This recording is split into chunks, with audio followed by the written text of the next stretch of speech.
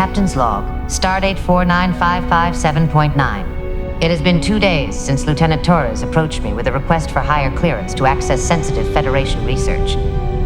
While the specifics of her project remain unclear, I granted her request based on the argument that it could address some of Voyager's ongoing energy and resource challenges. Since then, she has worked tirelessly, even by her own standards, isolating herself in Holodeck 2 for what appears to be an ambitious initiative. Today, she is set to present her findings to the senior staff. I admit, I am both curious and cautiously optimistic.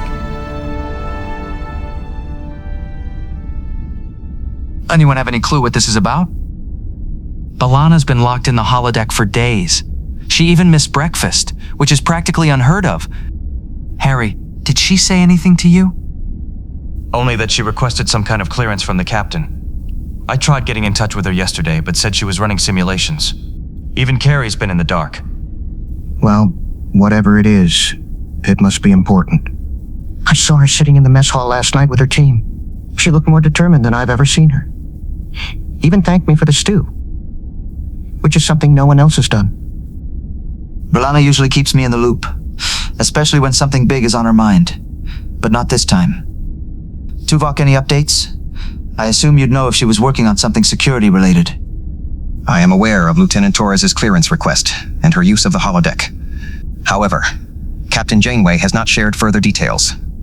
Based on her activity, it is logical to conclude she is pursuing an engineering initiative rather than addressing a security concern. Do you think she's under stress? She's been working non-stop since getting that clearance. Lieutenant Torres is highly driven when focused on a technical challenge. There is no indication her current behavior is outside her normal parameters. I don't know about you, but I'm dying of suspense over here. If that is the case, Lieutenant, I recommend alerting sickbay to prepare a biobed.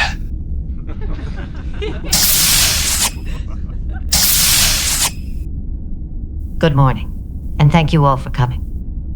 We've been in the Delta Quadrant for over a year now, and while we managed to keep the ship together and overcame some extraordinary challenges, we're still facing ongoing shortages, both in power and essential supplies. Our recent encounter with the spatial scission anomaly pushed the ship to its limits and severely depleted our antimatter reserves. Thanks to our engineering team efforts, we repaired all of the damage, but we need to find better ways to overcome these shortages if we expect to survive in the long term. Lieutenant Torres, I understand you've been working on something. Yes, Captain. As you pointed out, our antimatter reserves fell to less than 20% of what Voyager is able to store due to our duplication mishap. This highlights a deeper issue with our reliance on consumables such as deuterium, dilithium, and antimatter. They power and manage our current systems, but are finite. Not much we can do about that, though. Unless someone's found an antimatter field with a help yourself sign. Even if we had access to more antimatter, we're always going to be chasing after resources. Everything we depend on is finite. Mr. Kim is correct. The statistical likelihood of maintaining sufficient supplies indefinitely given our position is low. Which is why I'm proposing this. Computer, access the data on my pad and unlock encryption. Authorization Torres Beta 3. Voice print and security clearance recognized. Data unlocked. Display data on the wall panel. Lieutenant, is that what I think it is? I'm no mind reader, Captain, so I can only tell you that this is supposed to be a ZPE core. A what now, core? I think what B'Elanna is showing us is a zero-point energy core. I'm sorry, but what exactly is a zero-point energy core?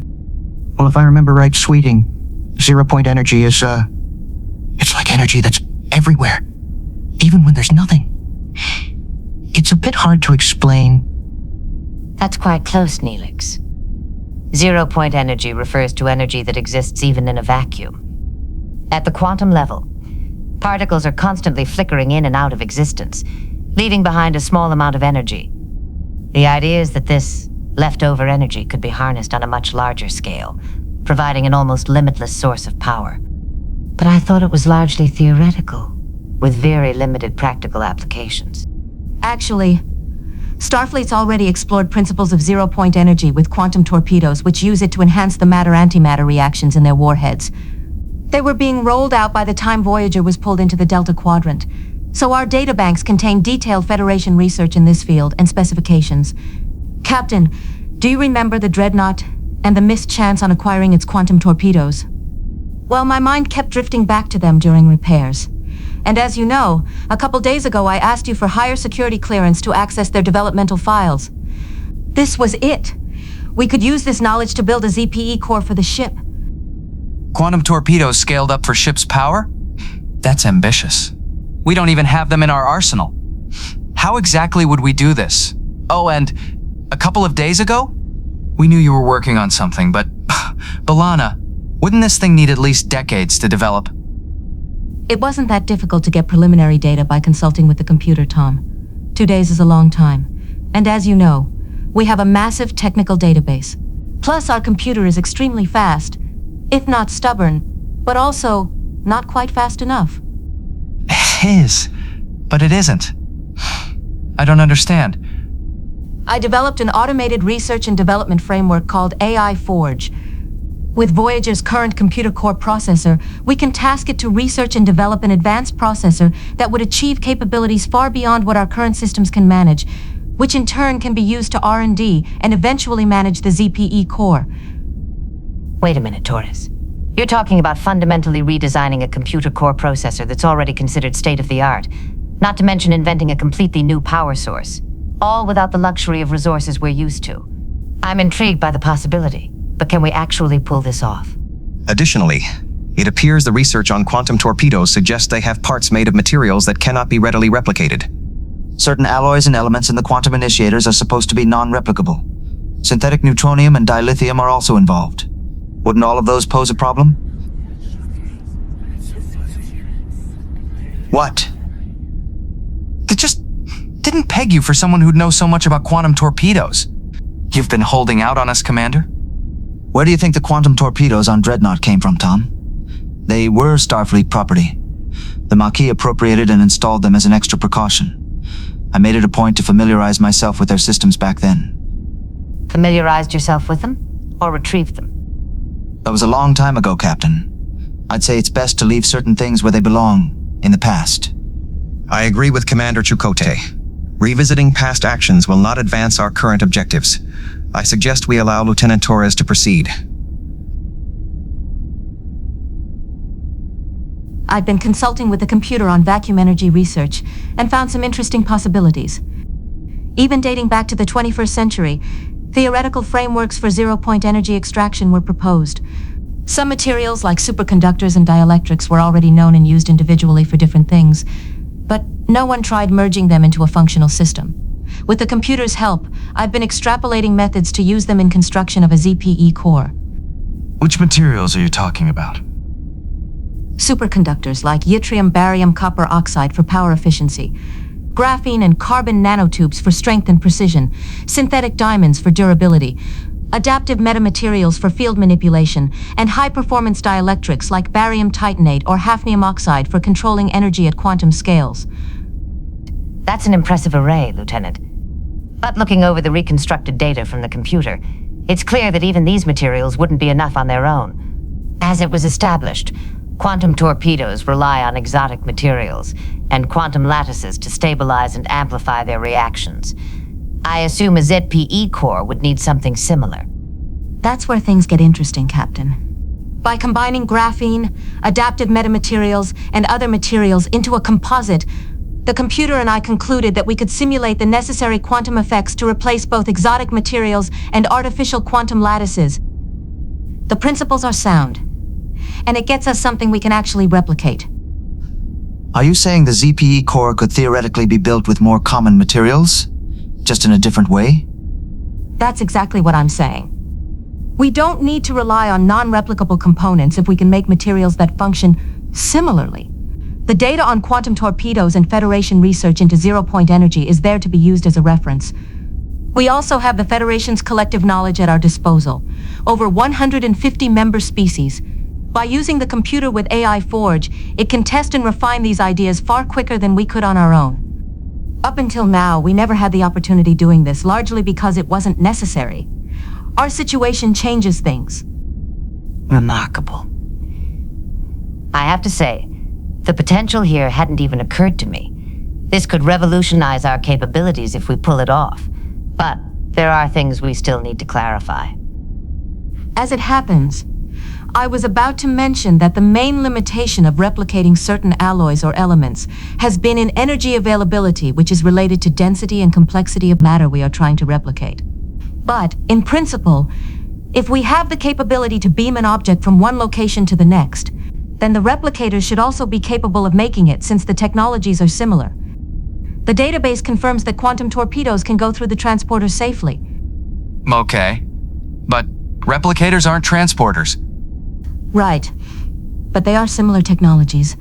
Instead of directly converting energy into matter, we can recycle externally collected dense matter from, say, asteroids into energy, which can be used to replicate parts that we need and minimize the strain on the warp core. For this to be done efficiently and quickly, I have been working on a way to network 100 replicators on board and link them with the transporters. 100? I'm stunned. I used AI Forge to help me out with all these ideas based on the progress I've done myself.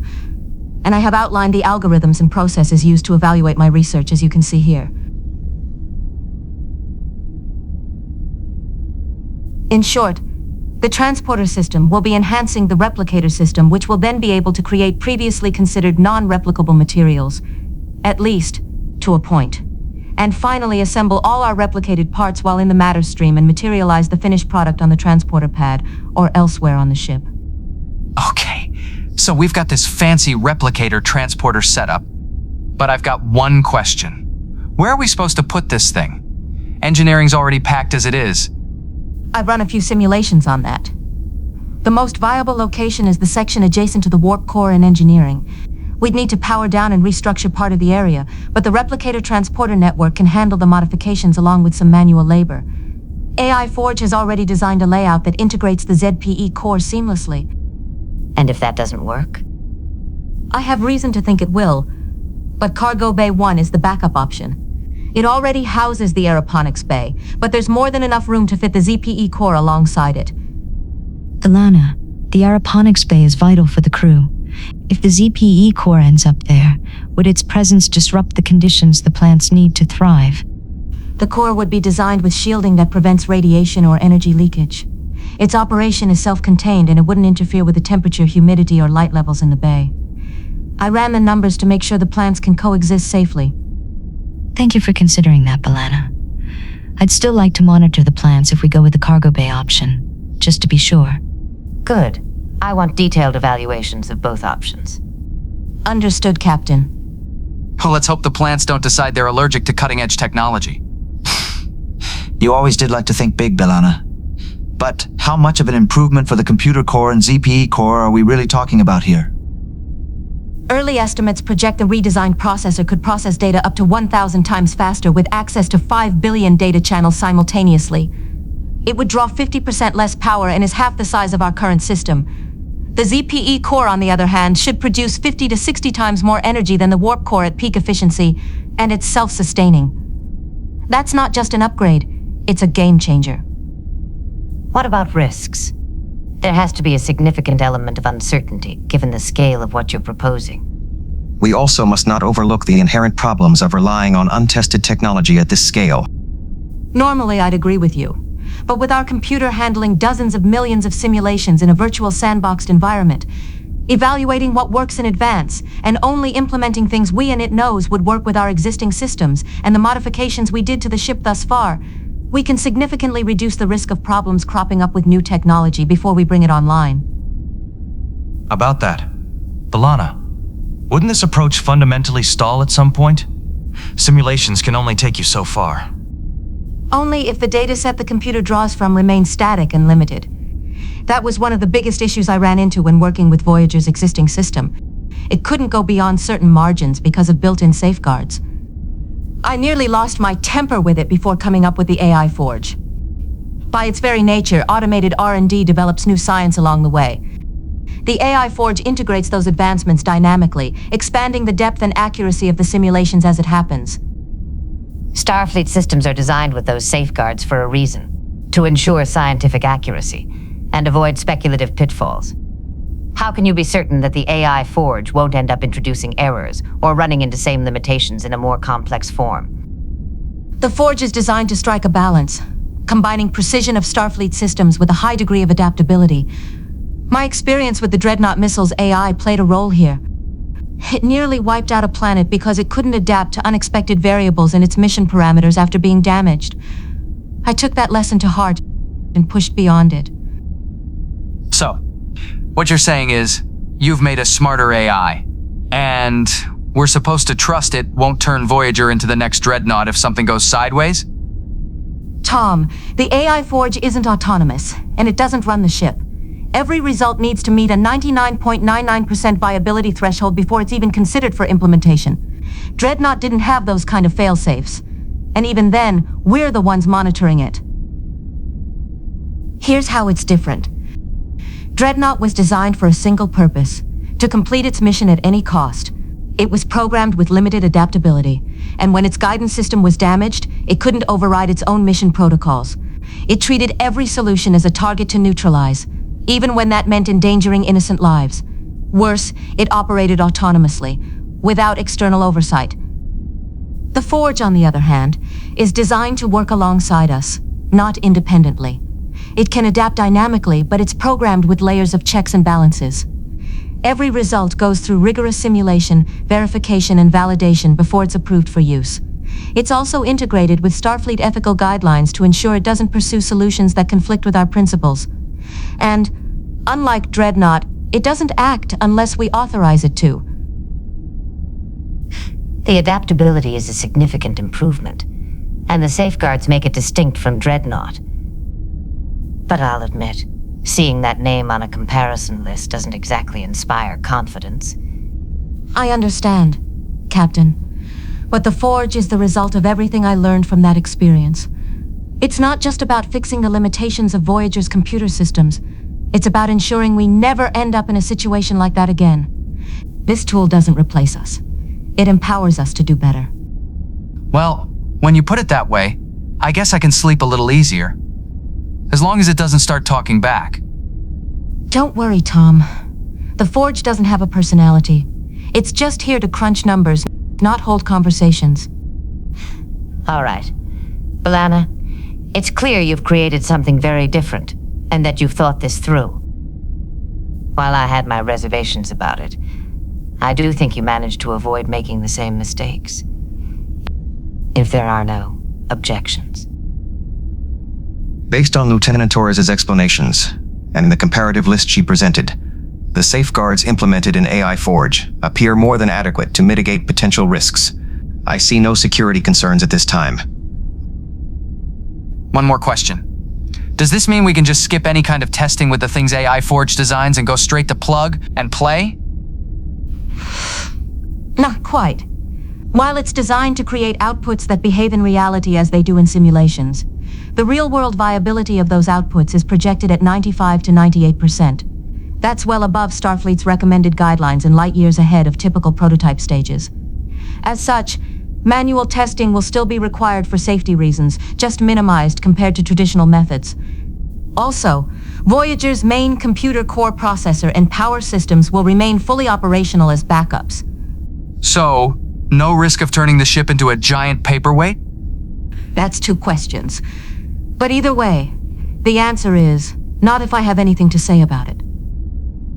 A redesigned computer core of that magnitude is incredibly ambitious. But from what I understand, we'd essentially be turning the computer into its own R&D department. How much time are we talking about before any of this is operational? Because I don't think we can afford to be in one place for too long. If we divert 80% of processing power to the R&D of the enhanced computer core processor, the Forge would need about 5 days to do it properly. The R&D of the ZPE Core, on the other hand, would require similar amount of time with the redesigned version. The auxiliary computer core room would be perfect for the advanced processor due to its reduced size and modularity, since it could act as an upgrade. Installation and testing would account for another day, maybe less. Excuse me, Lieutenant. Why not simply have our existing computer do the same to research and develop the ZPE core from the start and manage it? Surely it could do it. Man has a point. It could. but it would require 21 days to do that while running at maximum capacity. While that in itself is not necessarily a stumbling block, my preliminary research indicates it would not be properly optimized to comfortably manage the ZPE core along with other ship's functions. Given the kind of leap in power generation technology we are talking about, an appropriate leap in processing capabilities gives us more security and leeway. Also, if we want to try and resolve our current antimatter issues, we'd want to do it as quickly as possible, since we don't know what's waiting for us down the line. A wise precaution, Lieutenant. However, your proposal implies we need to search for star systems where we can stay for a minimum of 12 days to do the work that is needed, with reduced processing power, no less. It does. While working with 20% of the processor's capacity will reduce our response times and sensor efficiency, it won't be to the point where we wouldn't have enough advanced warning if something happens. If that's the case, we could potentially start the automated R&D in the background as soon as possible and increase the processing power of AI Forge to 80% after finding a suitable solar system and are on our way there. If we maintain Warp 6 throughout, it shouldn't be a problem. It could also reduce the time we remain in the system as a whole. My thinking exactly. Wait a minute, B'Elanna. Don't replicators require a scan of an object so they can generate a pattern and replicate it? How can you make something without one? What replicators need is detailed information on the object's molecular structure. Once the computer has finished R&D of either the advanced processor or the ZPE core, it will have developed detailed schematic which can be converted into a pattern for the replicators. Ah. Using transporters and replicators for matter recycling to handle all the materials is not a bad idea. But there's a reason Starfleet hadn't enabled subatomic precision in the replicators, B'Elanna. And if I recall correctly, it's because it increases power demands by 10 times or more when in use. No offense, but aren't we taking a chance of running ourselves into the ground with this approach given what you're proposing? Replicators tend to require a lot of power when converting energy to matter directly, or when we are traveling well past warp 9.5, both of which are typically handled by the warp core in the exawatt range for limited periods. With matter recycling, we'd need to expend a total of 3.01 exajoules over 10 minutes to replicate and assemble the enhanced computer core processor, using a 90-10 of molecular to subatomic precision, mainly because it will be incredibly dense. Denser than the ZPE core, even. If my math is right, this would consume about 16.7 kilograms of antimatter, which is doable. And you're saying this is with added subatomic precision? Yes, but only 10% of it.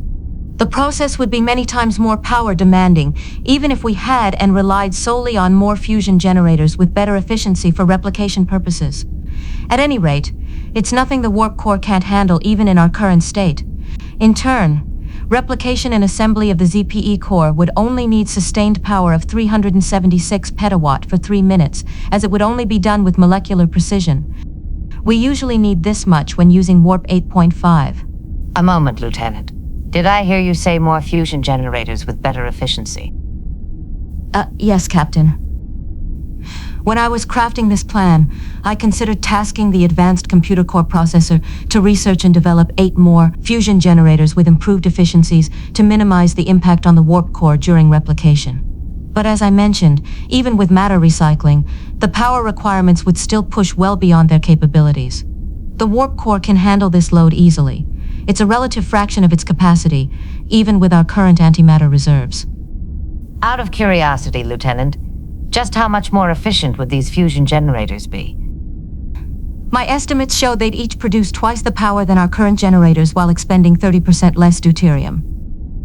I think it's worth considering. Having extra power redundancy in place for emergencies would be useful, even if they can't match the warp core. But 8? I know you're good, B'Elanna. I just don't know if that's physically possible. We also need to be mindful of fuel requirements, since we don't have large amounts of deuterium lying around, or storage capabilities to ensure additional 8 fusion reactors are kept running at all times, even if they are more efficient, and could find a way to integrate that many. In hindsight, I was a bit overzealous with initial amount of fusion generators, so I can make adjustments. This would extend our timeline by about 2 days, and another 24 hours or so for fabrication, testing, and integration. The shuttle bay and cargo bays would be suitable for an extra generator or 2 at most. Not the shuttle bay. I should also be able to jury-rig additional deuterium storage tanks in the same locations. Oh, and only molecular precision would be needed to make more fusion generators, so it would again be minimal power impact with matter recycling. This admittedly hinges on the premise we can find viable deposits of hydrogen or deuterium and relatively dense asteroids for sustained fabrication. I still think it's worth implementing. At the very least, we could increase our existing fuel supplies and try making more of these enhanced fusion generators before implementing ZPE R&D in case it doesn't pan out. I assume that we will be able to enhance the 3 fusion generators we already have to the same level. Yes, ma'am.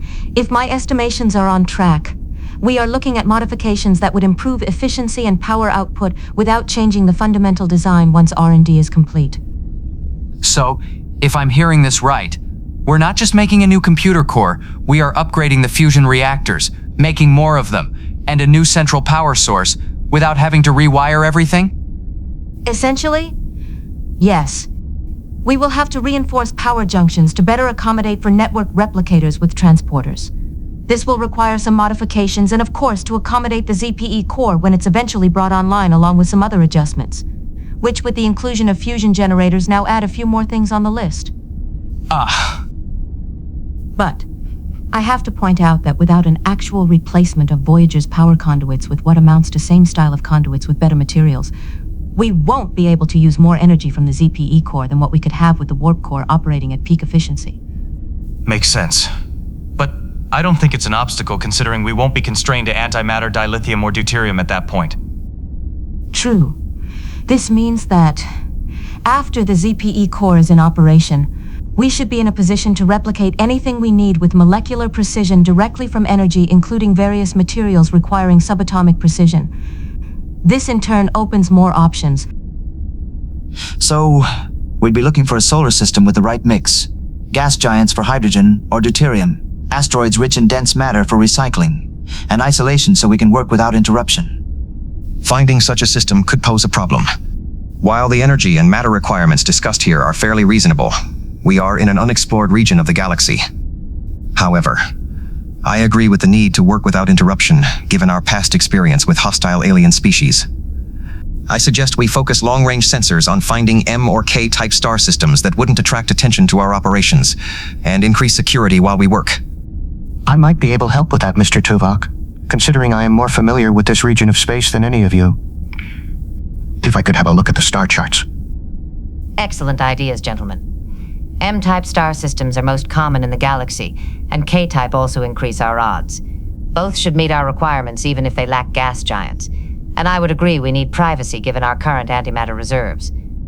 And don't forget, a few more shuttles couldn't hurt. Come to think of it, couldn't... One step at a time, Paris. I don't want to get your hopes up, but in theory, we could build more advanced shuttles with mini ZPE cores, although that would be further down the line since we have more immediate concerns. Advanced shuttles with mini ZP cores. Now that's something to look forward to. Too late. He's gone. This could change everything for us. No more power shortages, and we could finally stop worrying about rationing supplies. Although I would suggest we keep the aeroponics bay. Even with the upgrades you are proposing, it would be wise to continue having these backups since they did prove to work for us. And perhaps this AI forge could be used to help us improve crop yields further by creating more nutritious plant species, mixing them in a way that would be more palatable for everyone on board. Good point, Cass.